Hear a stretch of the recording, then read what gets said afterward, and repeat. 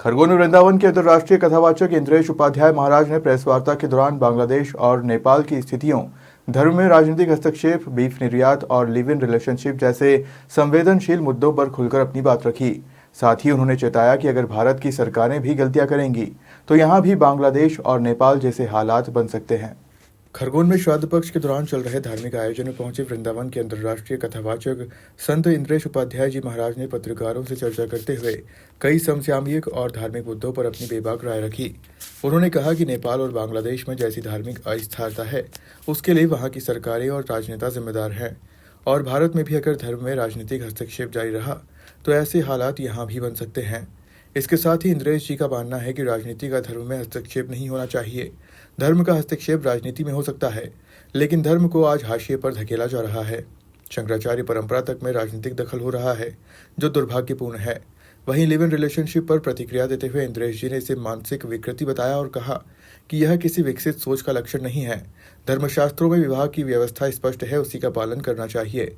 इसके साथ ही उन्होंने भारत में बीफ एक्सपोर्ट पर सवाल उठाते हुए कहा कि अगर सनातनी लोग गौमाता को सिर्फ पशु नहीं मां समझकर सेवा करें और उतना ही सहयोग दे जितना सरकार बीफ एक्सपोर्ट से कमाती है तो बीफ निर्यात अपने बंद हो जाएगा। ये कहीं ना कहीं सरकार की लापरवाही है, क्योंकि देखिए हर देश का नागरिक चाहता है कि वो जिस देश में रहता है वो देश उसकी रक्षा करे, वो उस देश के लिए सब कुछ प्रदान करते हैं, वो उस देश से उसको प्रेम प्राप्त हो। इसलिए भारत में अभी भी प्रेम मिलता है, इसलिए यहाँ के युवा अभी भी कंट्रोल है। लेकिन जिस दिन यहाँ की सरकार भी इस प्रकार की मनगढ़ंत इच्छाएं करने लगेगी, भारत में भी ऐसा हो सकता है। भारत की ये राजनेताओं की लापरवाही, राजनीति का हस्तक्षेप धर्म में नहीं हो सकता, पर धर्म का हस्तक्षेप सब जगह हो सकता है। आज विकृति क्यों आ रही है? क्योंकि धर्म में हस्तक्षेप राजनीति का होने लगा है। शंकराचार्यों के नियमों पर हस्तक्षेप राजनीति का होने लगा है। व्यवस्था राजनीति कर सकती है। किसी मंदिर का कुछ निर्माण करना है, वहां व्यवस्था कैसी होनी चाहिए उसका प्रावधान राजनीति कर सकती है, राजनेता कर सकते हैं। लेकिन आज क्या हो गया है कि धर्म जगत के लोग तो किनारे कर दिए गए। सहमति तो किसी की भी नहीं है।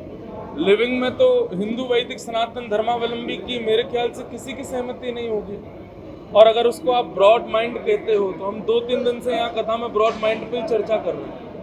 ये एक विकसित दिमाग वालों का लक्षण नहीं है कि बिना विवाह के आप किसी व्यक्ति के साथ में एक विवाहित व्यक्ति की तरह रहो। टबैको के इसको खाने से मर जाएंगे या इसको पीने से ये होगा। हमको तो लगता है कि सरकार को स्पष्ट लिख देना चाहिए कि इसके पानी से अकाल मृत्यु निश्चित है। सरकार एक बात कह दे कि भारत से गैया का बाहर विक्रय करने पर भारत को इतना लाभ होता है।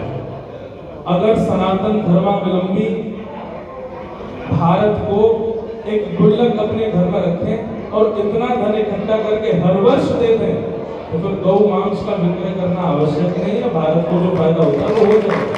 हम आपसे एक बात कह रहे हैं, मैं और आप, हमसे ही शुरू होगा। हम अपने घर में गुल्लक रखेंगे, भाई देखो गैया मैया बचेगी और उससे होने वाला जो भारत का फायदा था वो हम करके देंगे, तो हम लोग ही प्रारंभ कर देंगे, बल्कि हम दुगना करके दे देंगे।